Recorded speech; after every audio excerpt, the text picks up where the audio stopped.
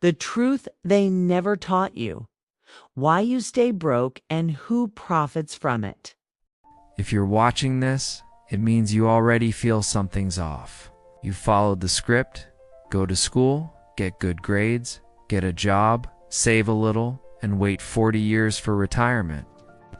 And yet, here you are, overworked, underpaid, and Googling how not to be broke at 30. You're not lazy. You're not dumb. You're playing a rigged game. Today we're going deep into the truth about money, the system, and the 7 brutal realities you were never taught. Strap in. This isn't financial advice. This is financial rebellion. The education system was designed for obedience, not wealth. You were taught how to label the parts of a frog, memorize the capitals of countries you'll never visit, and yes, proudly recite that the mitochondria is the powerhouse of the cell. But you know what they didn't teach? How to use a credit card without ruining your life. How interest compounds, both for and against you. How taxes quietly siphon your paycheck before you even touch it. You weren't taught how to build wealth. You were trained to follow instructions, because wealthy, independent thinkers are inconvenient. They ask questions. They challenge norms. They don't blindly sign 30-year loans with balloon payments and a side of regret, but obedient workers.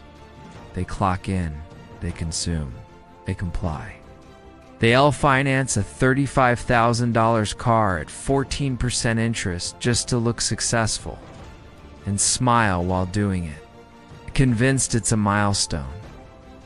Let's be clear, the education system wasn't broken. It worked exactly as designed to produce good employees, not free individuals. Example, Sarah graduates from a prestigious university with $80,000 in student loans and zero clue what a variable interest rate is. But hey, at least she can graph a parabola. That's definitely going to help when choosing a mortgage, right? The illusion of financial safety. A beautiful lie with a hidden invoice. From the day you opened your first piggy bank, they fed you the narrative. Save your money, keep it in the bank. That's the smart and safe thing to do. And maybe that sounded reasonable when you were 7 and thought $20 was a fortune. But in the real world, that advice is financial sedation. Here's the truth they left out. What they call safe is just another word for profitable for them, not for you. Let's unpack this. You're told banks are safe, but banks aren't vaults. They're businesses. They don't store your money. They sell it. They lend it out at 15% interest and toss you a thank you crumb of 1%. If that, you think you're saving money, what you're really doing? Volunteering as an unpaid investor in someone else's empire. Don't even get started on inflation. The invisible vampire of your savings. That $10,000 you carefully tucked away in a savings account over the last 5 years, it now buys you less gas, less food, and a way smaller existential crisis than it used to. And the government? They keep printing money like it's monopoly cash, while telling you everything's fine. But every dollar they print makes yours worth a little less. Let's talk safety. FDIC insurance only covers up to $250,000, which sounds generous until you realize how quickly medical bills or lawsuits can chew through that. Your retirement fund? It's invested in markets you don't control, run by people you've never met. And it's tied to companies who think your future is a line item. Your pension. If it still exists, it's hanging by a thread made of hope and underfunded liabilities. But here's the real kicker. Safe doesn't mean secure. It means predictable. And predictable is exactly what the system needs you to be. Because a predictable person is easy to sell to, easy to control, and easy to drain. Slowly, silently, and with a smile. Example, John 35 saves $10,000 a year religiously, puts it in a high-yield savings account that gives him 1.2% interest. He feels responsible. Meanwhile, inflation is 6%. So each year, John is actually losing $480 in purchasing power while thinking he's being smart. His bank, lending out his money at 18% for credit cards and pocketing the difference. They sold him a lockbox and handed themselves the key. Money is a tool, not a trophy, and you're using it wrong. Let's clear something up. Money is not the goal. Money is a tool, a lever, a scalpel, a vehicle, a brick. You can build a house with it or smash your own foot. But most people don't see money that way. They treat it like a status symbol, a scoreboard, or worse, a personality. I want a Lambo. I want to be a millionaire. I want to post pictures of my sushi on a rooftop in Dubai while quoting Steve Jobs. Congratulations, you've been successfully programmed, because if you don't define what money is for, the world will define it for you. I mean, usually that means trading freedom for appearance and purpose for applause. Let's break it down. We've been conditioned to believe that money equals worth. Not net worth, self-worth. That's why people go broke buying things they don't need to impress people they don't like, in a desperate attempt to feel like they're winning at life. But guess what? No one's keeping score. And if they are, they're too busy scrolling through their own insecurities to care about yours. Real talk. Money doesn't make you valuable. You make money valuable. When you treat money like a trophy, you spend your whole life chasing it, polishing it, flashing it, only to realize you've built nothing. When you treat it like a tool, you build a life that doesn't require constant escape. Let's talk examples. Lisa makes $120,000 a year.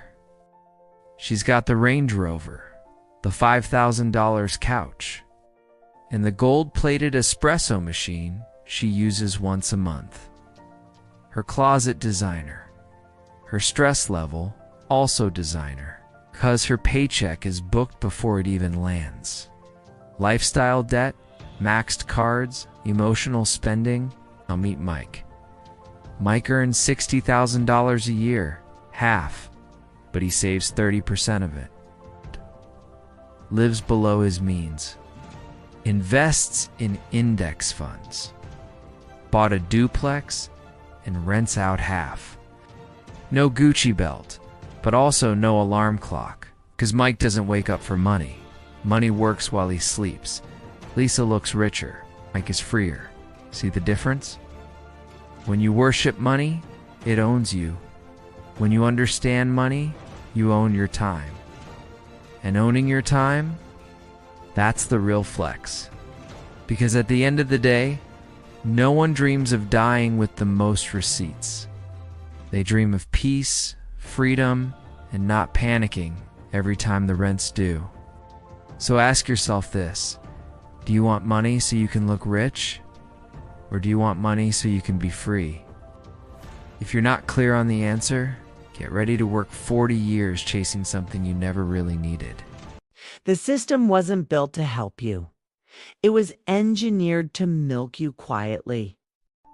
Let's get one thing straight. The system isn't broken. It's working exactly as intended. Because if you believe that the world is fair, that your taxes are used efficiently, and that politicians care about your financial well-being, I've got a bridge to sell you. In monthly installments with interest. This isn't a conspiracy theory. It's a business model. A beautifully designed machine built to keep you obedient, over-leveraged, and just hopeful enough to keep going. Let's follow the money. Who writes the tax codes? The rich. Through lobbying. Through influence. through campaign donations that mysteriously turn into legislation favoring offshore accounts, shell corporations, and strategic losses. You, on the other hand, get taxed when you earn, taxed when you spend, taxed when you save, taxed when you invest, taxed when you die. You're not a citizen, you're a product.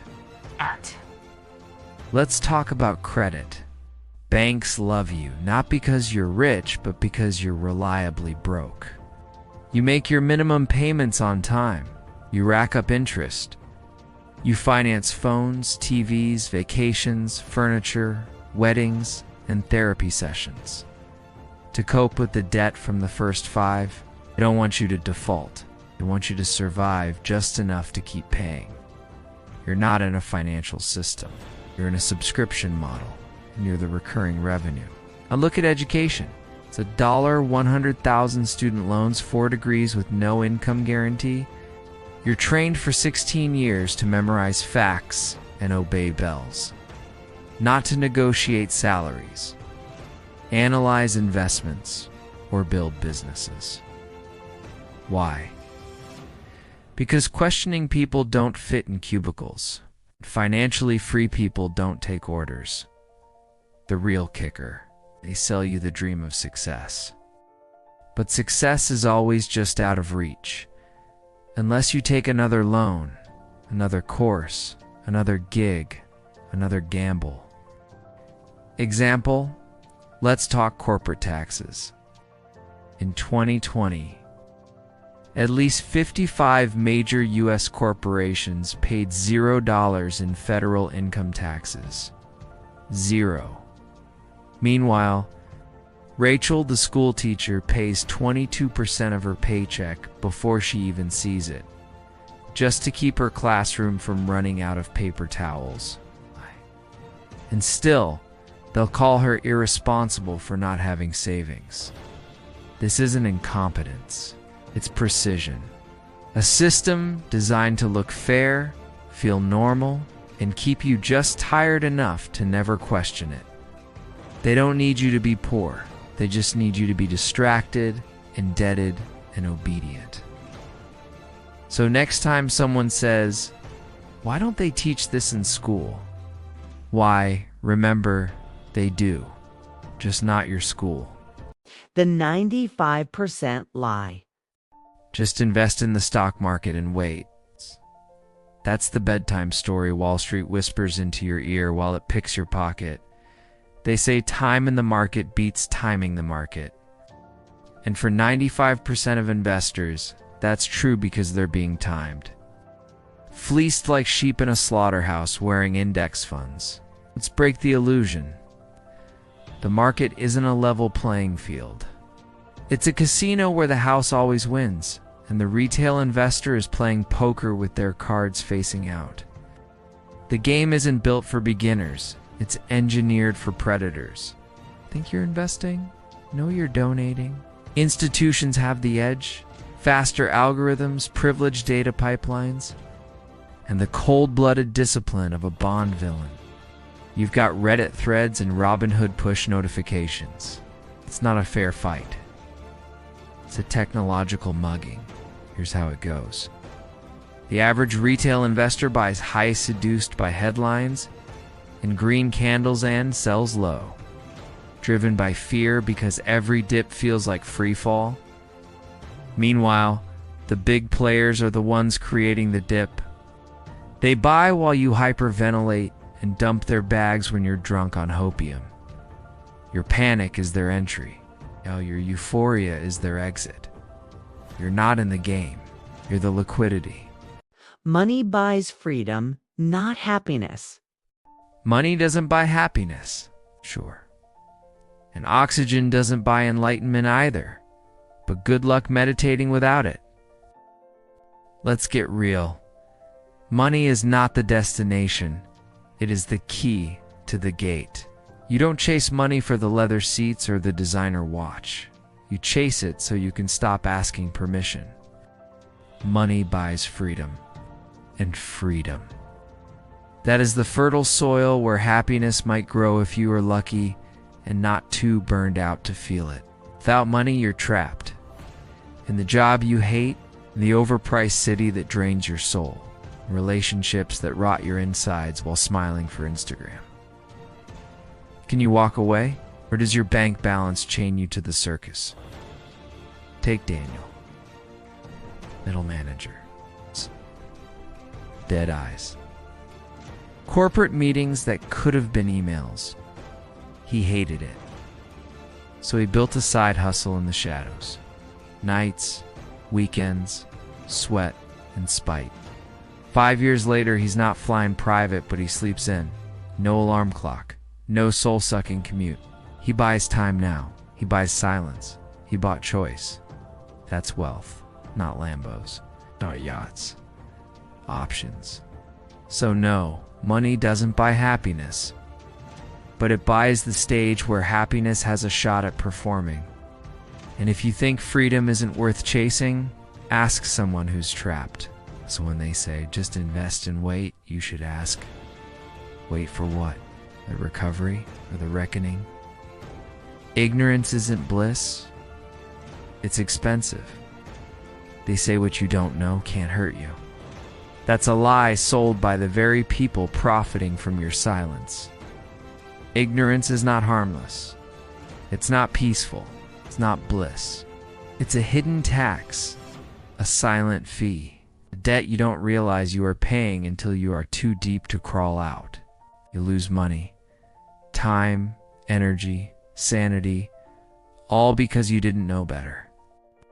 And that's by design. They want you distracted, dopamine drunk on infinite scroll. They want you scared, broke, arguing over crumbs while they carve the cake. Because a distracted mind doesn't rebel. It renews its Netflix subscription and scrolls quietly toward the grave. But you're still here. That means something. So here's the uncomfortable truth. Learn how money really moves. Not the fairy tale version they fed you in school. Study the system, not the surface, but the gears beneath it. Then build your own damn game, because the one they built was never meant for you to win. No, knowledge won't make you rich overnight. This isn't a lottery, it's war. But ignorance is a guaranteed loss. It's the fast track to a life on someone else's terms. You can't escape a maze you refuse to map. So wake up, read the rules, then bend them. The awakening. You don't need to be perfect, just awake.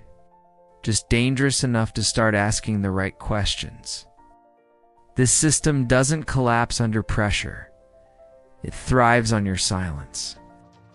Every day you stay numb, broke, distracted, that's a win for them. Something shifted, hasn't it? You're starting to see it, the cracks, the lies, the invisible leashes wrapped around your time, your energy, your paycheck. So here's where it begins. Track every dollar like it's a vote for your future. Read one book that doesn't insult your intelligence. Build one income stream that doesn't beg for permission. You don't need a degree from Wall Street University. You need curiosity sharpened into action. You need to stop asking for the map and start making one. Because let's be honest, they want you sedated, entertained, addicted to the algorithm, and allergic to ambition. They want you confused.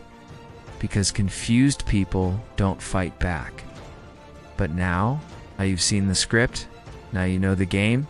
Once you see the strings, the puppet show loses its magic. So flip the board, burn the rulebook, and write your own ending. The choice isn't easy, but it's yours now. Wake up, stay sharp, move with intent. You're not just playing the game anymore. You're rewriting it. And what you are going to do now? It is up to you.